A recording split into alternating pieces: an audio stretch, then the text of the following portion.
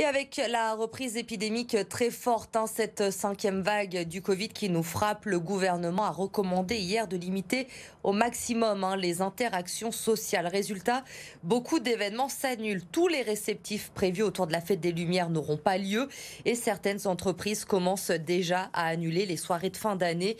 Un coup dur pour les traiteurs lyonnais qui réalisent une partie de leur chiffre d'affaires sur le mois de décembre. Écoutez. Depuis les deux annonces qui ont été faites par le gouvernement, c'est une perte d'activité chez moi aujourd'hui qui se porte à plus de 60%. Tout ce qui est, on va dire, repas de fin d'année, arbre de Noël, tout ça. Donc tout le monde a annulé par principe de précaution, tout simplement. Et ça fait que s'accélérer et ça sera sur décembre et ça sera sur janvier aussi.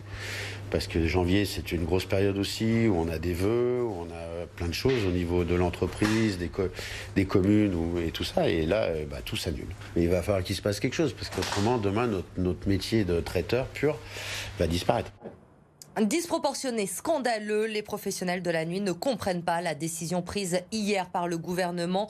À partir de vendredi, les boîtes de nuit vont fermer pour au moins 4 semaines, alors qu'aucune nouvelle mesure n'ont été annoncées pour les bars et pour les restaurants. Lauriane Pellao et Damien Charton. C'est l'annonce du Premier ministre qui a le plus marqué les jeunes lyonnais. Ce vendredi, et pour au moins 4 semaines, les boîtes de nuit devront baisser le rideau. On commence à retrouver une vie normale et il y a de plus en plus de cas autour de nous, donc on s'y attendait, oui. Mais c'est pas pour autant que ça nous fait pas du mal. C'est dommage pour nous, mais peut-être que c'est un mal pour un bien au final. Une mesure qui prive des festivités de fin d'année. Ce gérant de boîte de nuit a dû annuler 4 grosses soirées événements, dont celle du Nouvel An. C'est un coup de massue pour toute la profession. On apprend ça, on s'y attendait pas du tout. C'est toujours notre profession qui est visée en premier, alors qu'on sait que c'est une population plutôt jeune.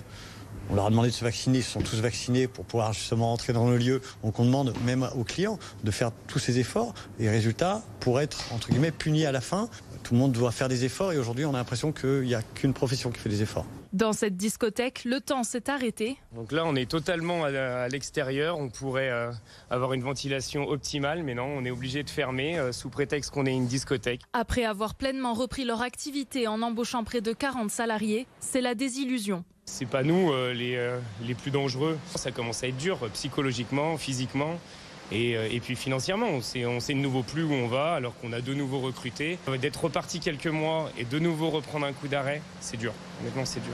Les propriétaires de boîtes de nuit s'inquiètent que cette fermeture dure. Ils espèrent une reconnaissance et un soutien financier de l'État. Justice, la Cour d'appel a confirmé aujourd'hui la condamnation d'EDF dans l'affaire de la fuite à la centrale du Bugey. Il s'agit là de sa 3e condamnation après déjà des incidents du même type en 2013 et 2018. EDF écope d'une amende de 3 000 € et devra également payer 1 000 € aux parties civiles. Écoutez Charlotte Mijon, la porte-parole de l'association Sortir du nucléaire, partie civile, au micro d'Hugo Frances. Pour nous, c'est une bonne chose. C'est une bonne chose parce qu'une impunité dans cette affaire aurait été inacceptable. Et même si les montants des amendes sont quand même assez modestes, on va dire, au regard de la gravité des faits, ça indique quand même qu'il ne faut pas laisser passer ça. Et cette pollution, il aurait été d'autant plus grave qu'elle reste impunie qu'EDF a pour intention de laisser fonctionner encore 10 ans de plus les réacteurs de la centrale nucléaire du Bugey et également de construire sur ce site 2 nouveaux réacteurs EPR. À moins de 3 semaines de Noël, vous êtes très certainement en train d'acheter vos cadeaux et ensuite de passer par la case de l'emballage. Et bien ce soir, on vous emmène au cœur de l'usine d'une célèbre marque de papeterie.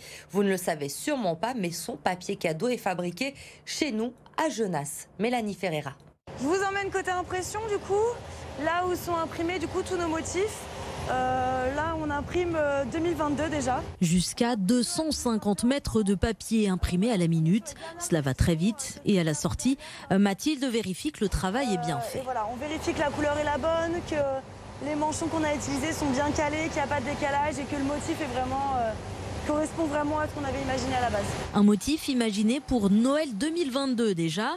Les collections de ce Noël 2021, elles sont déjà en boutique. Il en reste quelques rouleaux à l'usine.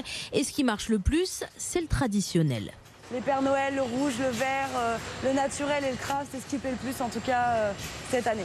Le craft qui se développe de plus en plus et représente aujourd'hui environ 40% de la production. Pour se renouveler et faire face à la concurrence, la marque joue la carte de l'écologie. Tous nos papiers proviennent d'Europe, sont sourcés chez des papetiers qui gèrent durablement les forêts. Donc, ce sont des papiers issus de bois certifiés, de culture. Le craft, par exemple, provient du sud-ouest de la France. Et cette année, l'approvisionnement est difficile. Le prix du papier a augmenté de 20 à 30%, celui de l'énergie également. Des hausses qui devraient se répercuter sur vos paquets cadeaux, mais ceux de l'année prochaine. L'Olympique lyonnais sera fixé demain. La commission de discipline de la Ligue doit rendre sa décision suite aux incidents lors du match entre l'OL et l'OM. Plusieurs versions s'affrontent, vous le savez. Alors, que risque réellement l'OL? Du huis clos, un retrait de points ou encore match perdu? Élément de réponse avec Julie Galap. L'Olympique lyonnais va enfin savoir. Les incidents survenus au Groupama Stadium face à Marseille ont déjà valu un huis clos total au club rhodanien purgé face à Reims mercredi dernier. Si l'option de l'amende semble peu probable, d'autres sanctions sont envisagées par la commission de discipline de la LFP à l'encontre de l'OL. Donc il y aurait potentiellement un deuxième match à huis clos qui serait celui du 22 décembre face à Metz. Et puis on peut évoquer un point avec sursis. Concernant le match qui pourrait être rejoué, l'OM souhaite voir son rival perdre sur tapis vert. Les Marseillais évoquent, images à l'appui, d'autres projectiles lancés ainsi que des chants hostiles à Dimitri Payet, remettant en cause la défense lyonnaise de l'acte isolé. Quand c'est un acte isolé, on peut punir la personne. Et ça a été le cas dans ce cas-là avec ces 400 caméras qui ont tout de suite repéré la personne qui a été évacuée, exfiltrée en 20 minutes et derrière jugée 2 jours après. Le rapport de Rudy Buquet pèsera aussi dans la décision de la Ligue. L'arbitre de la rencontre y dénonce notamment des pressions du président lyonnais dans les couloirs du Groupama Stadium. L'OL craint de servir d'exemple car depuis le début de la saison, les débordements dans les stades se succèdent. Les sanctions sont jugées insuffisantes par la classe politique qui souhaite endiguer définitivement le problème. Sous pression, la Ligue se sait scrutée et pourrait donc se montrer plus ferme sur le sujet.